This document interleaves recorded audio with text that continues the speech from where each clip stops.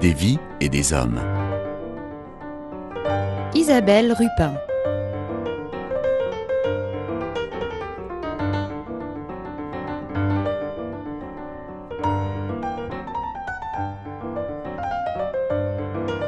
Allez, on prend une grande bouffée d'oxygène, on enfile ou pas, d'ailleurs, une veste, des bonnes chaussures aux pieds, parce que là, on va marcher. On va faire 170 km autour du Mont Blanc, mais pas tout seul. On va le faire en compagnie de Mouammar Yilmaz.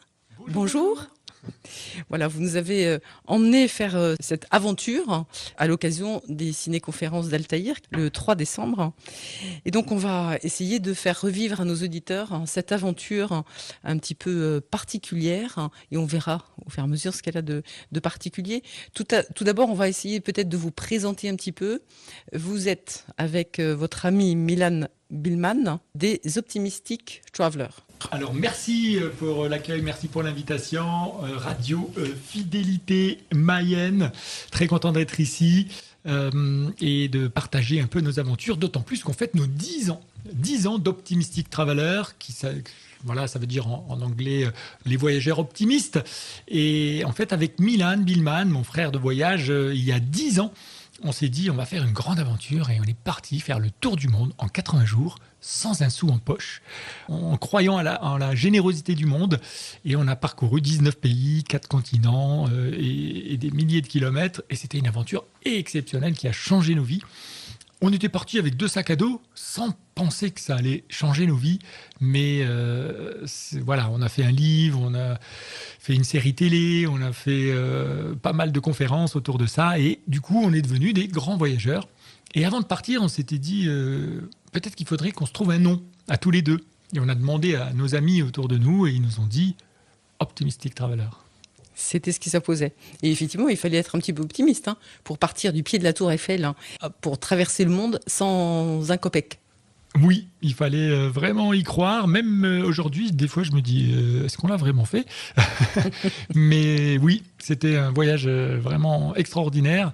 Et on a vu la générosité du monde et ça nous a changé. Parce que voilà, recevoir un sourire, à manger, à boire, et être accueilli chez les gens. Et ça pendant 80 jours. Et réussir à faire un tour du monde, c'est quand même quelque chose de grand et d'extraordinaire. Et toute cette générosité qu'on a reçue, et souvent, comme on est dans une radio chrétienne, c'est bien de le préciser, la foi aide beaucoup les gens à ouvrir leur cœur et à aider l'autre. Et ça fait toujours plaisir aussi. Et après, on s'est dit, maintenant, on va aussi aider. On va aussi aider à notre tour. Et avec l'argent du livre de chez Michel Lafon, eh bien, on est allé en Afrique et on a demandé aux gens c'est quoi ton rêve ?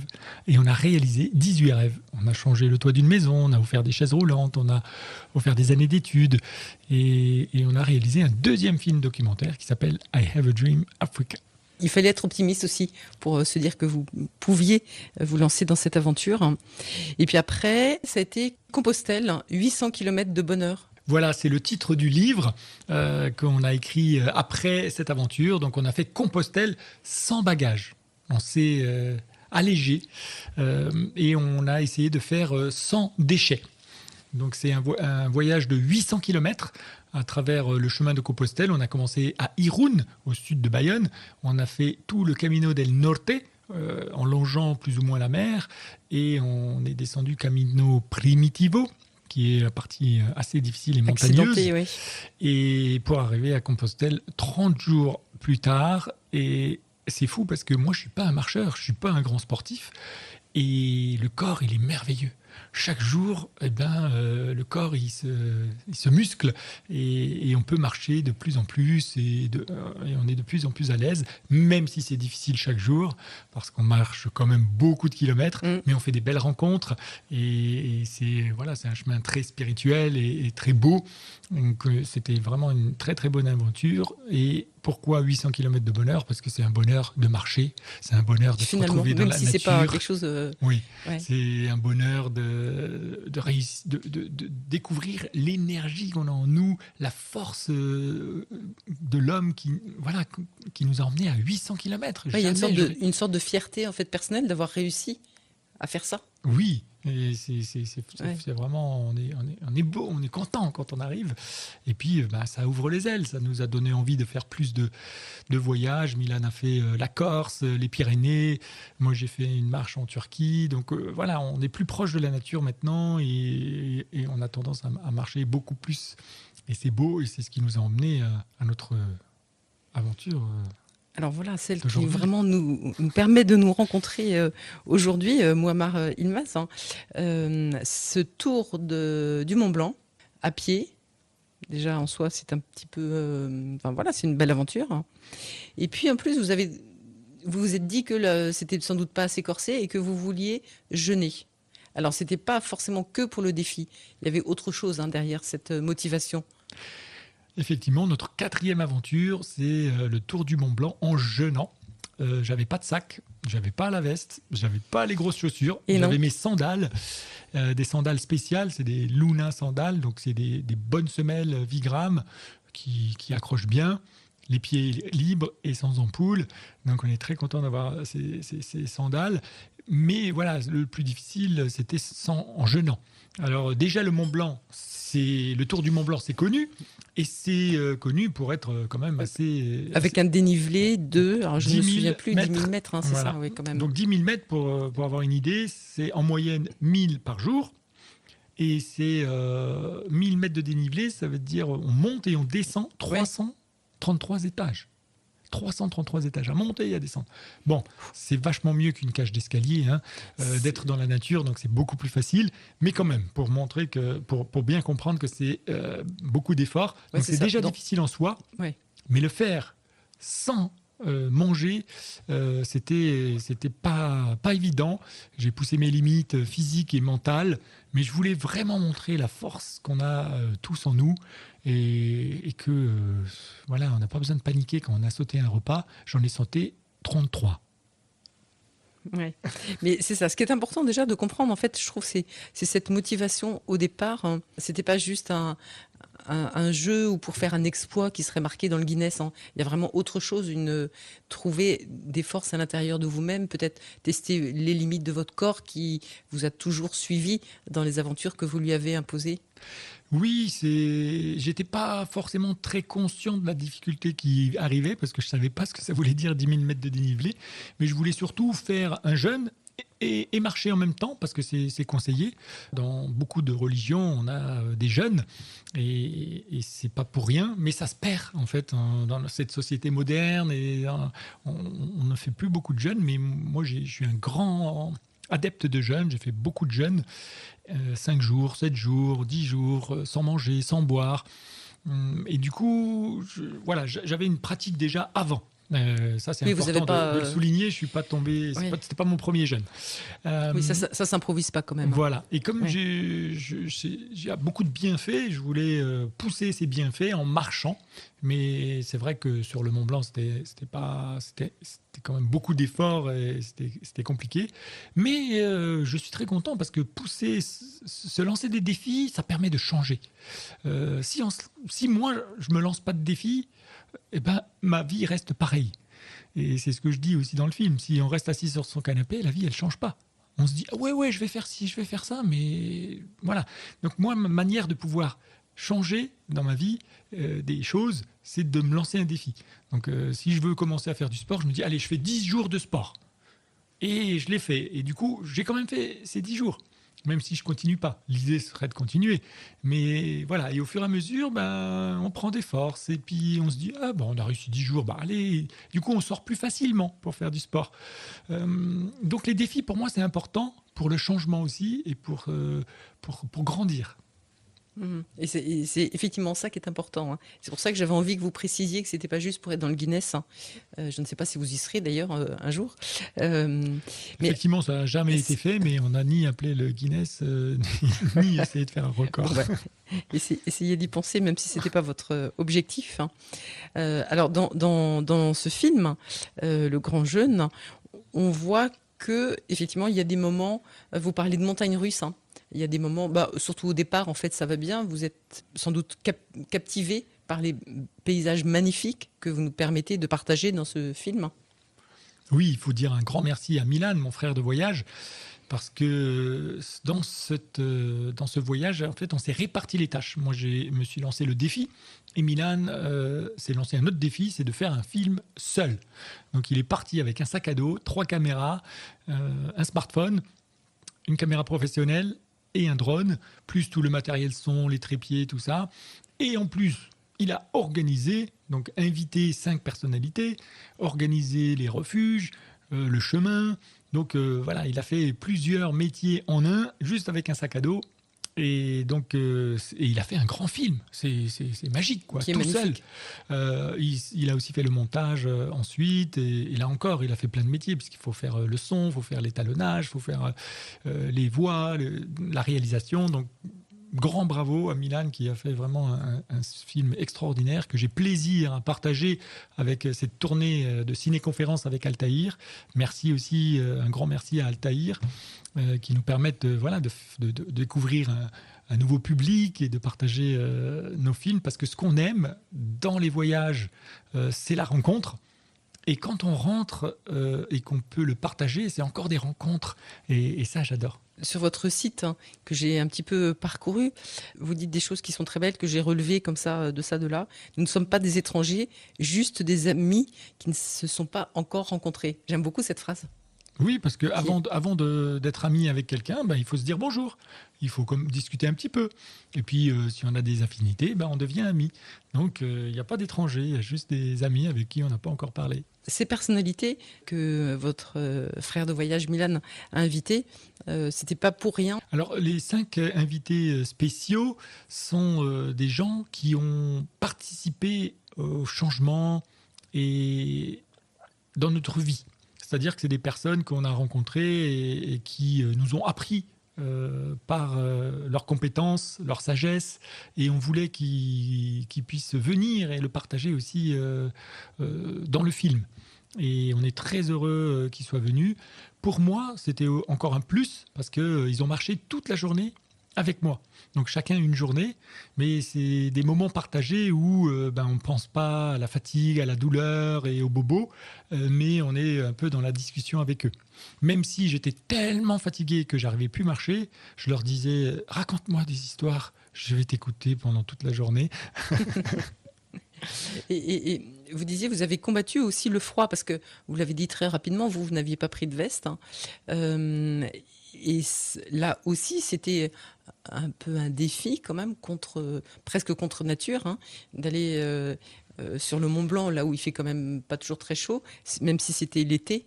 On a commencé à 4 degrés et j'étais en chemise et j'avais un petit t-shirt mérino que je pouvais mettre en dessous quand même, mais pas de veste, pas de gants, pas de bonnet. Et ça fait depuis Compostelle en fait. Depuis Compostelle sans bagage, je mène une vie sans sac, la brosse à dents dans la poche, le téléphone, la carte bleue et le passeport. Et je m'adapte à tous les temps. Donc, dans le film, on a Damien Hyssen, qui est un des invités, qui nous a offert un stage de la méthode Wim Hof. Donc, c'est un stage de dépassement de soi, c'est un stage de froid, d'adaptation. Donc, il nous apprend à aimer le froid. Être ravi quand vous baignez dans des cascades où on imagine qu'il doit faire extrêmement froid. Tout ça, ça veut dire aussi qu'on est capable de guider un petit peu son esprit et de dépasser ce que l'on pense, de dépasser les besoins que l'on pense être les nôtres, comme effectivement de se couvrir quand il fait froid, de manger quand on a faim, etc. Et quelque part, c'est un petit peu une aventure spirituelle aussi de ne pas se laisser manœuvrer par les contingences matérielles de notre corps. Oui, c'est sûr que de se délaisser de toutes ces choses, ça offre aussi une liberté. C'est-à-dire que, voilà, si on peut passer 10 jours sans manger, on panique pas parce qu'on a sauté un repas, on panique pas parce que le frigo est vide. Le frigo est vide, voilà. Et on est plus à même de bien manger, de faire attention à ce qu'on mange, au lieu de manger ce qu'on trouve. Et bien sûr que ça nous accompagne dans notre spiritualité. De prendre conscience de ce qui est vraiment important. Oui, aussi, parce que le minimalisme, par exemple, c'est aussi le moins de choses possibles dans la vie. Donc, dans le voyage, sans bagage. J'ai très peu d'objets sur moi et pas d'habits de rechange. Donc ça se limite à très peu de choses. Mais dans la vie aussi, ça permet de simplifier, de s'alléger l'esprit pour aller à l'essentiel. C'est en ça que vous disiez que chacun de ces voyages, en fait, vous ont un peu changé. Oui, chaque voyage nous change beaucoup et chaque rencontre avec quelqu'un nous change. Est-ce que vous pouvez nous donner des exemples de rencontres qui vous ont particulièrement marqué? Ce qui me vient à l'esprit, c'est Iftekar en Inde. Pendant le tour du monde, on arrive à Calcutta, qui est une ville énorme, et il faut trouver on demande le City Center. Le City Center, en anglais, c'est le centre-ville. Et on nous indique un bus. Donc on met une demi-heure pour trouver l'argent pour le ticket de bus, on monte dans le bus. Et là, on redemande City Center, on dit oui. Et on arrive au bout d'une demi-heure ou une heure même. On nous dit oui, c'est après à gauche. Et on arrive devant un bâtiment, c'est un centre commercial qui s'appelle City Center. On dit mais non, c'est pas ça qu'on cherchait. Et bon, on y va. Les centres commerciaux, c'est pas trop notre truc, mais on en profite pour aller aux toilettes. Et on fait une rencontre qui nous invite à déjeuner. Et ils disent donc on leur explique notre histoire. Ils disent faut aller chez Iftekar. Ils nous payent le taxi, donc on refait le chemin retour parce qu'on était déjà au City Center. Et on arrive chez lui, il nous accueille, il nous fait la visite de la ville à pied parce qu'il a une entreprise qui s'appelle Calcutta Walk.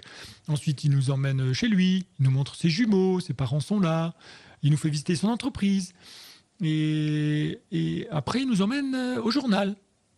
Et on fait une interview et on finit au restaurant et on dit mais attends, on ne te connaît pas, ça fait 3 heures que tu es avec nous, comment tu fais? Il dit chez nous, quand on reçoit des invités, on leur offre la chose la plus précieuse, c'est le temps. Et là, je me suis dit mince, le nombre de fois où j'ai dit à des gens j'ai pas le temps, je suis pressé, je suis sans faire. Et là, je me suis dit plus jamais je dirais j'ai pas le temps.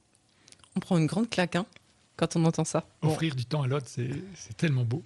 Et accepter le temps de l'autre aussi. Oui. Dans vos voyages, dans vos rencontres, à chaque fois, c'est un échange. Vous avez d'autres exemples peut-être sur... Des rencontres, il y en a plein. Une rencontre que j'aime bien, mais dans la différence de culture, c'était cet été. J'étais au Tadjikistan. Et j'ai fait du stop, et puis je me retrouve dans un village en haut d'une montagne, vraiment un peu perdu. Et un gamin qui me dit chai. Chai, ça veut dire thé. Et je dis non, c'est gentil. Et il insiste, parce qu'il est jeune, il a 10 ans. Il insiste, il m'ouvre la porte de la maison. Je rentre dans sa maison, je rentre dans le salon. La famille qui vient, la maman qui ramène le thé, les sœurs, ils viennent. Mais on n'a pas de langue commune, en fait. J'arrive pas à parler. Mais je suis dans le salon avec ce gamin de 10 ans et personne s'est posé de questions. Alors je me suis dit, imagine, tu es en France, dans le salon, dans une famille, avec un gamin de 10 ans, la réaction des parents, ils vont pas me ramener le thé, Ils vont paniquer, ils vont dire mais pourquoi t'as ouvert la porte? Mais c'est qui ça? Mais c'est enfin, ça va être la panique. Et là, c'était tout simple. Et je me suis dit waouh, c'est fou le degré d'hospitalité qui est encore présent. C'est-à-dire que cet enfant a vu peut-être de son grand-père, de sa mère, de son père, que voilà, il fallait accueillir le voyageur. Et il m'ouvre la porte à 10 ans. Je trouvais ça très beau. Et c'est normal pour tout le monde. Ouais. Et c'est normal. On dérive un petit peu. On est revenu sur les chemins d'avant. Et donc, on a un petit peu oublié ce tour du Mont Blanc. Mais sur ces rencontres, souvent, quand on entend ces aventuriers qui traversent tous les pays du monde, on a l'impression que l'accueil et l'hospitalité, elle est vraie et plus fréquente à l'étranger. Mais en fait, j'ai remarqué que vous essayez de la provoquer aussi en France. Par exemple, à l'issue de vos conférences, vous demandez qui veut m'accueillir pour dormir, pour dîner, pour dormir. Voilà, en fait, la culture est différente et je pense qu'à l'époque, même en France, on pouvait accueillir plus facilement. Mais voilà, le monde change et tourne et on a l'impression qu'on peut être mieux accueilli dans d'autres cultures. C'est vrai que ça va rentrer dans la culture et c'est eux qui vont vous proposer. Et donc, il faut juste adapter sa manière d'être ou connaître la culture, mais c'est possible d'être hébergé partout. On en a fait l'expérience pendant le tour du monde, et du coup, oui, c'est différent la manière d'être invité. Mais c'est possible en France aussi, et ce soir, voilà, on m'attend à Laval pour À dîner. Saint-Berthevin même, je crois, exactement. Voilà, pour dormir, et demain, je continue la tournée. Et vous faites ça à chaque conférence? Oui, Et parce ça que... marche tout le temps? Oui, Mais ça marche. ça fait plaisir? Ah bah oui, et on est en France. Ouais. Donc il y a encore de la bonté, de l'accueil, sans problème. Ça veut peut-être dire qu'il faut juste y croire, en fait. Faut Et faire confiance. faut y croire, faut le demander, et faut avoir envie de partager. Ouais. Parce que moi je fais des conférences, il y a plein de monde, c'est la fête, tu te fais applaudir, tu signes des livres, et après tout le monde rentre à la maison et toi tu es tout seul. Donc j'ai le budget pour aller à l'hôtel, mais après je suis tout seul. C'est pas marrant. Alors c'est vachement mieux d'aller dîner ensemble et de dormir chez l'habitant. Moi j'adore, j'ai l'énergie pour le faire. Je comprends que tout le monde n'a pas cette énergie et que certains ont envie de rentrer, de se reposer, de rien faire. Mais moi j'ai l'énergie et j'aime ça. Et est-ce que justement, moi, mère Ilmaz, ce ne serait pas vos voyages, vos façons de voyager, en fait, qui vous ont permis d'acquérir cette énergie et puis cette foi? Oui, bien sûr que toutes ces expériences, ces défis lancés, ces apprentissages, ces rencontres, changent un homme et nous ouvrent le cœur tellement que voilà, nous, on va chercher la beauté qu'il y a dans chacun d'entre nous. On a tous un mauvais côté aussi, on a tous menti, on a tous fait des bêtises, mais voilà, on va chercher le beau côté de chaque personne et les belles choses qu'elles ont à partager et à offrir. Mhm. Et alors, à partir du moment où l'heure tourne et qu'il faut arriver à la conclusion de cette émission, donc effectivement, on ne s'est pas vraiment juste focalisé sur le grand jeûne, sur ce tour du Mont Blanc à pied, sans bagages et sans manger. Mais ça, je renvoie nos auditeurs vers le site internet d'Optimistic Traveler, où il y a tout ce qu'il faut, il y a tous vos livres, et on peut acheter le DVD aussi. Enfin, il y a plein de belles choses. Voilà, c'est www.optimistic-traveler.com. Je voudrais quand même que vous nous laissiez avec une belle petite conclusion. J'aimais beaucoup ce que vous avez dit tout à l'heure, en fait, que ça nous changeait et que si on avait envie de changer, c'était pas en restant dans son canapé à se faire un mantra, en quelque sorte, dans la tête, de dire je vais changer, je vais changer, je vais changer. Alors, essayez de nous inviter au changement. Pour réussir à faire un changement, c'est bien de se lancer des petits défis, parce que se dire ouais, je vais faire du sport tous les jours, tout le reste de ma vie, wow, c'est trop grand. C'est trop grand, ça fait peur. Mais se lancer un petit défi, se dire allez, je vais faire une semaine de sport, et aussi se faire un planning. Il faut se le noter quelque part. Pendant un mois, combien de fois je veux faire du sport, et mettre une petite croix à chaque fois qu'on a fait du sport. Et si on n'a que 3 croix, on sait qu'on n'a pas avancé. Mais le planning d'après, peut-être qu'on va le remplir un peu plus. Donc il faut aussi le visualiser quelque part. On peut parler aussi de rêve. Si on a un rêve, si on veut changer quelque chose, il faut aussi se l'écrire quelque part, se le mettre sur le mur, se motiver, le partager avec d'autres en disant voilà, moi j'ai ce rêve, et peut-être que les autres peuvent donner des idées. Et aussi, si on veut faire des changements, c'est bien de prendre quelqu'un avec soi.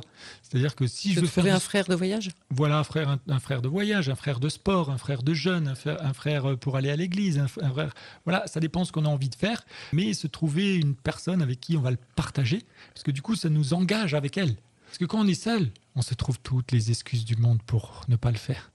Ah, il pleut, ah, il y a du vent, ah, je suis fatigué, ah, j'ai mal aux genoux, aux petits doigts. Donc, les excuses, c'est trop. L'inconscient et le cerveau, là, il est trop fort pour ça. Donc, quand on a un ami, c'est plus facile, c'est plus difficile de lui dire à lui, j'ai mal aux petits doigts. Et ça peut être maman. Moi, la première fois que j'ai fait 30 jours de sport pendant un mois, tous les jours, 30 minutes, j'ai motivé maman, elle a dit OK. Et donc, on s'est échangé des messages sur WhatsApp. Donc, imagine ta maman à 10h, elle te dit hey, j'ai fait mes 30 minutes de sport. Oh, ça met la pression. J'ai pas le choix que de faire mes 30 minutes de sport et de lui répondre. Et donc, ça a marché. On a réussi tous les deux. Enfin, elle a fait 28 jours, mais moi, j'ai réussi à faire tous les jours 30 minutes de sport. Et c'est un peu grâce à maman. Et comme on disait presque tout à l'heure, c'est aussi un échange parce que mutuellement, on s'entraîne. Oui. Donc, merci infiniment, Moammar Ilmaz, pour ce voyage optimiste que nous avons fait ensemble, c'est un voyage, même optimiste, à la rencontre des personnes en fait. C'était vraiment ça, la thématique. Merci Isabelle, merci Radio Fidélité et merci Laval et tous vos auditeurs. Et merci les ciné-conférences Altaïr qui vous ont invité. Je signale d'ailleurs à nos auditeurs que le prochain rendez-vous, ce sera le 14 janvier, le mardi 14 janvier à 14h30, toujours au Cinéville.